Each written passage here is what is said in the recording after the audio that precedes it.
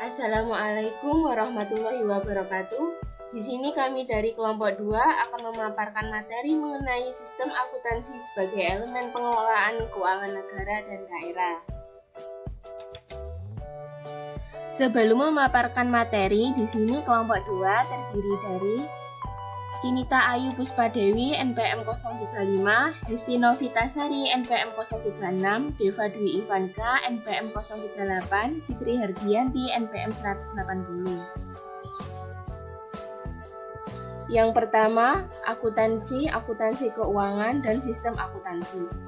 Dalam hal akuntansi keuangan pemerintah menghasilkan informasi dalam bentuk laporan keuangan pemerintah.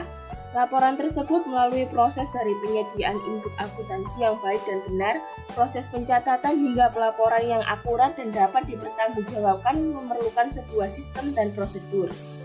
Dalam sistem prosedur ini, sebuah aspek atau bidang ilmu akuntansi yang merupakan suatu komponen sistem akuntansi. Sistem akuntansi yang mendukung pencapaian tujuan tersebut. Dengan demikian, jika akuntansi bertujuan membuatkan laporan keuangan, maka diperlukan sebuah sistem akuntansi yang mendukung pencapaian tujuan tersebut. Karena memang laporan keuangan akan dibuat periodik atau berulang. Oleh sebab itu, memahami sistem akuntansi menjadi sangat penting untuk dapat dihasilkan sebuah laporan keuangan yang transparan dan akuntabel guna tercapainya good governance. Yang selanjutnya ada pengelolaan keuangan negara dan daerah dan penata usahaan.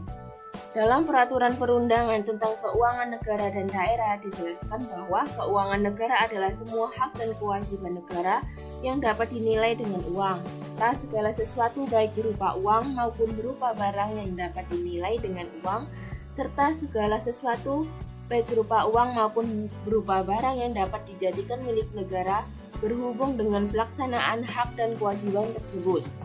Dari titik pandang akuntansi yang dimaksudkan dengan penata usahaan tersebut tidak lain adalah sebagai bagian sistem akuntansi dalam konteks penyiapan bukti transaksi keuangan yang nantinya akan diproses untuk menjadi laporan keuangan yang dalam bentuk pertanggungjawaban pengelolaan keuangan daerah atau negara.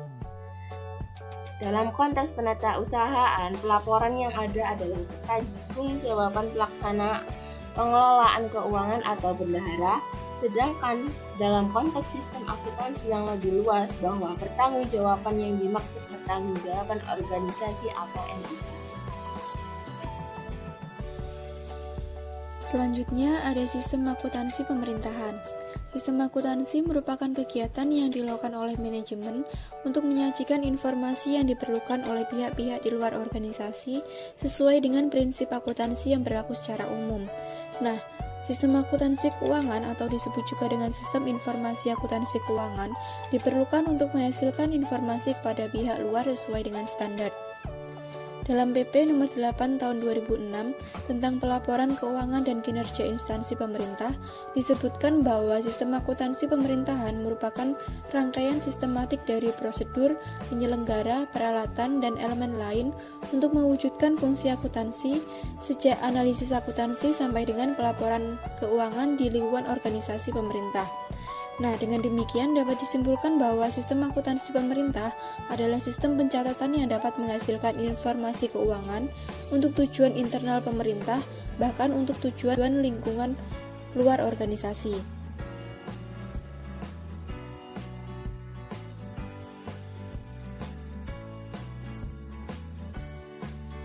Selanjutnya ada sistem akuntansi pemerintahan Indonesia. Pemerintahan era reformasi telah melakukan koreksi secara menyeluruh terhadap sistem keuangan negara yang dipergunakan pada masa pemerintahan Orde Baru. Nah, hal tersebut dilakukan dalam upaya meningkatkan transparansi dan akuntabilitas pengelolaan keuangan negara. Koreksi yang pertama yaitu dengan menyatukan anggaran negara yang tadinya dibagi menjadi dua kelompok, yakni anggaran rutin dan anggaran pembangunan. Koreksi kedua yaitu dengan semakin meniadakan anggaran non-budgeter. Koreksi ketiga yaitu diberlakukannya undang-undang di bidang keuangan negara pada tahun 2003 hingga 2004. Dan koreksi yang keempat yaitu dengan penetapan peraturan pemerintah nomor 24 tahun 2005 tentang standar akuntansi pemerintahan pada tanggal 13 Juni tahun 2005. LKPP format baru sekarang ini terdapat berbagai pokok perubahan. Perubahan itu meliputi jenis dan format laporan keuangan negara. Sistem pembukuan dirubah dari satu sisi menjadi sistem pembukuan yang menggunakan dua sisi yang berpasangan. Nah, diharapkan seluruh instansi pemerintahan akan menggunakan sistem akuntansi yang terpadu dan dikomputerisasi serta menerapkan desentralisasi pelaksanaan akuntansi secara berjenjang oleh unit-unit akuntansi baik di kantor pusat, instansi maupun di daerah. Dengan sistem akuntansi yang berjenjang dan jaminan kualitas tersebut, kelemahan dalam satu unit pemerintahan akan segera dapat dideteksi dan dilokalisir untuk dikoreksi. Secara bertahap, basis anggaran negara akan dirubah dari pengeluaran kas menjadi basis akrual.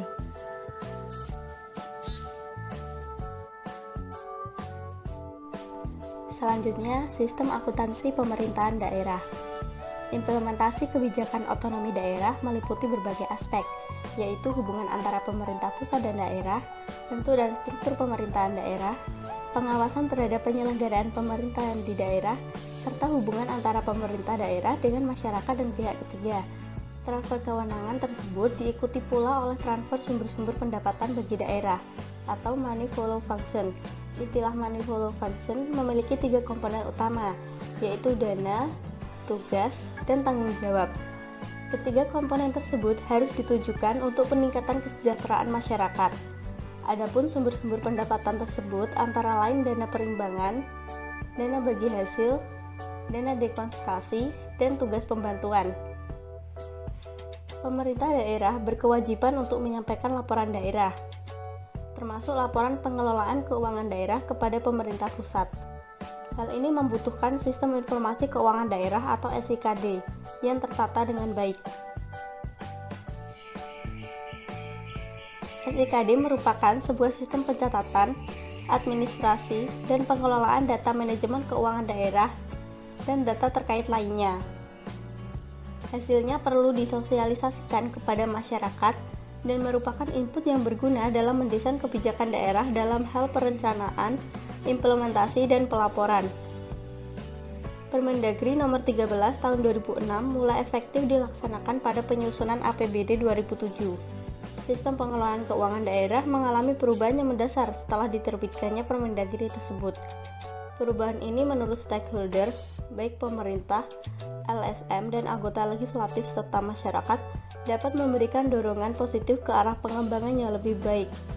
Untuk mengimplementasikan aturan ini, diharapkan dapat menciptakan kondisi pengelolaan keuangan lebih transparan, akuntabel, dan partisipatif. Selanjutnya, standar akuntansi pemerintahan. Penetapan PP nomor 24 tahun 2005 tentang standar akuntansi pemerintahan merupakan upaya untuk menyamakan sikap dan visi dalam melaksanakan aturan-aturan tersebut terdahulu. Dalam paradigma pemerintahan daerah yang bertumpu pada nilai-nilai demokratisasi, pemberdayaan, dan pelayanan. Hal ini dimaksudkan untuk mewujudkan pemerintahan yang bersih. Penetapan peraturan ini sekaligus merupakan terobosan baru dalam sejarah pengelolaan keuangan nasional. Menurut PP nomor 24 tahun 2005 tentang standar akuntansi pemerintahan, standar akuntansi pemerintahan atau SAP adalah prinsip-prinsip akuntansi yang diterapkan dalam menyusun dan menyajikan laporan keuangan pemerintah. Serangkaian prosedur manual maupun yang terkomputerisasi mulai dari pengumpulan data, pencatatan, pengiktisaran, dan pelaporan posisi keuangan dan operasi keuangan pemerintah. Dengan berlakunya standar akuntansi pemerintahan ini, laporan dari pemerintah pusat dan daerah yang merupakan pertanggungjawaban pelaksanaan APBN dan APBD akan meliputi laporan realisasi anggaran, neraca, laporan arus kas, dan catatan atas laporan keuangan. Dengan demikian, laporan keuangan dari pemerintah akan lebih mudah dipahami dan dapat diukur tingkat kualitasnya berdasarkan standar-standar akuntansi pemerintahan tersebut. Selanjutnya, ada kondisi faktual penerapan sistem akuntansi pemerintahan. Sistem politik yang demokratis dan sistem pemerintahan yang didasarkan pada otonomi daerah juga menuntut adanya transparansi serta akuntabilitas keuangan negara. Selanjutnya, ada kendala atau hambatan yang dihadapi sampai saat ini bersumber dari berbagai faktor yang menjadi permasalahan dalam pelaksanaan sistem akuntansi sektor publik. Antara lain, yang pertama, kurangnya rasa percaya antara pemerintah pusat dengan Pemda. Yang kedua, perubahan yang terlalu ekstrim dari top down ke bottom up sehingga Pemda belum siap untuk melaksanakannya. Yang ketiga, perubahan paradigma manajemen keuangan daerah memerlukan proses yang cukup sulit. Yang keempat, implementasi APBD masih kurang efisien dan efektif karena kurangnya sinergi antara kebijakan umum APBD dengan prioritas pembangunan daerah. Dan yang terakhir, yang kelima, proses perencanaan anggaran yang membutuhkan waktu yang cukup lama. Beberapa daerah yang membutuhkan waktu terlalu lama dan hasil dari dana yang ada digunakan secara tenar gesah selama waktu yang tersisa. Selanjutnya, permasalahan yang dihadapi berkaitan dengan peraturan perundangan, kelembagaan, dan daerah antara lain. Yang pertama, belum selesainya penyusunan rencana aksi nasional desentralisasi sebagai penjabaran dari Grand Strategi Penataan Otonomi Daerah. Yang kedua, belum mantapnya pelaksanaan urusan dan peraturan perundang-undangan sektoral agar sesuai dengan PP urusan pemerintahan. Yang ketiga, belum optimalnya pelaksanaan kebijakan daerah khusus dan istimewa. Yang keempat, belum mantapnya pelaksanaan SPM untuk masing-masing sektor. Yang kelima, masih peraturan daerah yang memberatkan dunia usaha. Ya, keenam, masih belum mantapnya kinerja lembaga dan koordinasi antar organisasi perangkat pemerintahan daerah. Yang ketujuh, belum optimalnya reformasi administrasi dan proses penganggaran di daerah. Yang kedelapan, belum tersusunnya sistem informasi keuangan daerah. Dan yang terakhir, yang kesembilan, belum optimalnya pengelolaan pendapatan dan investasi kekayaan daerah. Selanjutnya, dari sisi aparatur Pemda, kinerja sama antar pemerintahan daerah dan penataan daerah otonomi baru, maka masalah utama yang harus diselesaikan antara lain. Yang pertama, belum adanya pemisahan yang jelas antara pejabat karir dan jabatan politik. Yang kedua, belum tersedianya aparatur Pemda berdasarkan kompetensi serta masih rendahnya kapasitas aparatur pemerintah daerah yang belum pembangunan investasi dan kesempatan kerja. Yang ketiga, belum optimalnya kualitas pelayanan umum yang disebabkan masih besarnya perangkat organisasi daerah. Yang keempat, belum optimalnya kerjasama antar pemerintah daerah khusus dalam penanganan perbatasan, pengangguran, kesenjangan antar wilayah, dan penyediaan pelayanan publik. Yang kelima, pembentukan kabupaten baru merupakan pemicu konflik dalam hal penataan, pembatasan, dan sumber daya. Sekian dari kelompok kami. Terima kasih banyak.